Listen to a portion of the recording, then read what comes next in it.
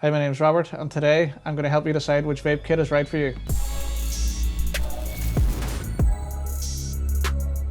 When you're new to vaping, the number and variety of devices available to you can be quite overwhelming. There are four main types of vapes: disposables, vape pods, vape pens, and box mods. If you aren't sure if vaping is quite for you and you would like to try it, then maybe the disposable kit is the right one for you. It's a simple one-time use device with a set amount of puffs. Vape pods are typically a small handheld kit that are as convenient as they come. Vape pens are one of the most popular styles of vapes thanks to the sheer diversity of kits available. If you're looking for a pocket-sized vape that gives you more options in terms of flavour, then this is the one for you. Some vape pens have temperature control options, and some simply have a one-button design, which are great for starters or beginners. If you want a kit that produces big clouds of vapour, then maybe a box mod is right for you. A box mod is a chunkier device that houses a more powerful battery. This means the kit has a stronger electrical output, allowing it to vaporize thicker liquids and produce denser clouds. Box mods are often customizable and will give you a lot more options in terms of vaping. For more information on your vaping needs, please check out our other videos.